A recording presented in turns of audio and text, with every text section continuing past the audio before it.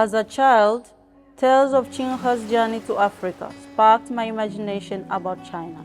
It led me on a journey of discovery and self-improvement in the past 20 years. I am Mamaka Sharifu, a traditional Chinese medicine practitioner from Kenya. Let's transcend time and space to uncover the deep bond between Africa and China.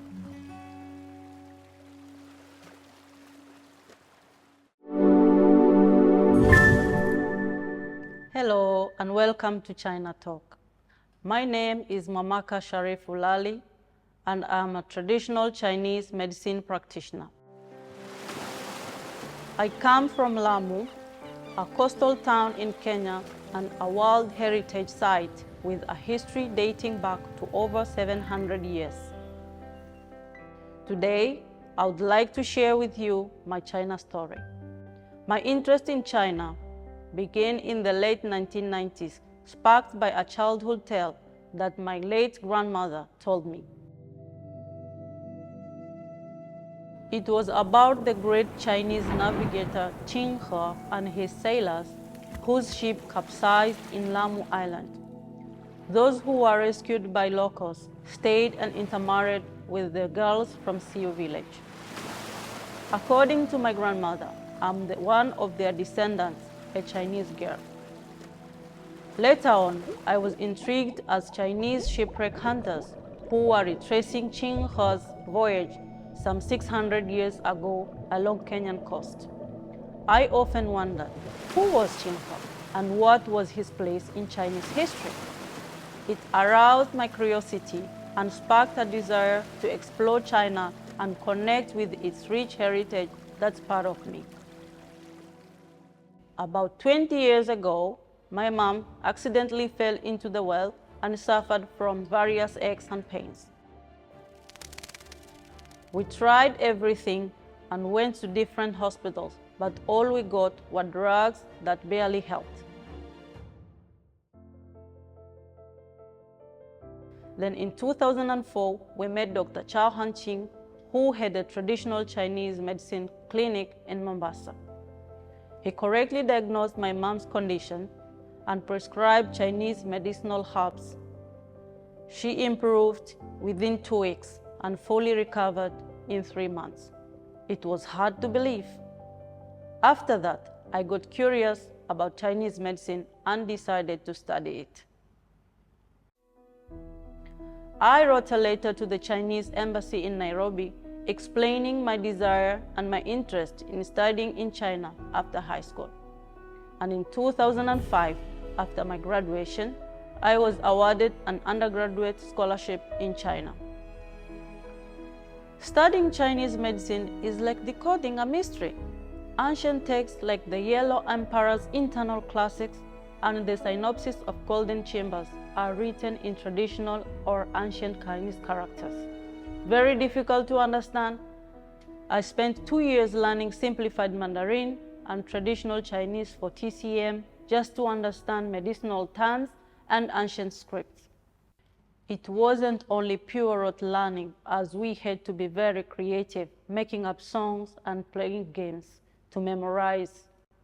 For example, to memorize the formulation of medicine like Ma Huang Tang or Ma Huang syrup, here's a formula song to help us. And here it goes.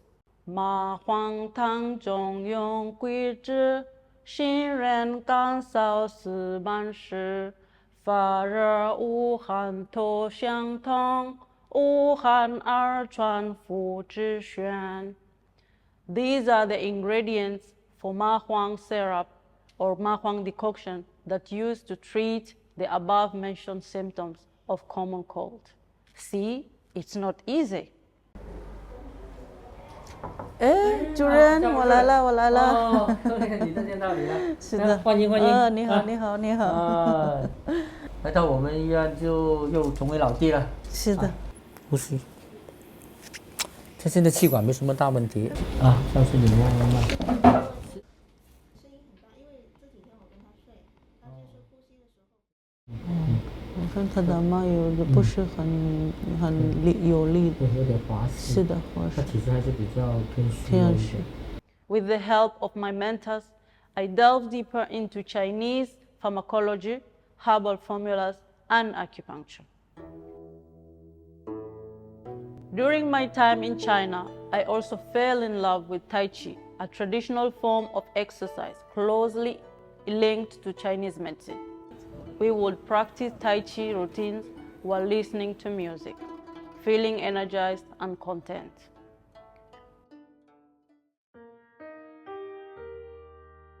In China, I was also lucky to meet my Chinese family, who are related to Zheng He. Despite cultural differences, they embraced me as their own, teaching me about their tradition and language. We celebrated the Chinese New Year together, which greatly enriched my understanding and admiration to the Chinese culture. I deeply cherish the bond we share. They made me feel at home while in China.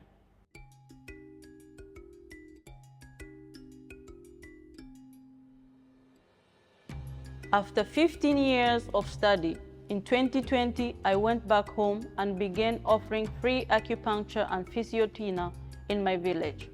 I also attended to the elderly and the disabled in Nairobi and Mombasa, trying to raise awareness of Chinese medicine and promote its benefits.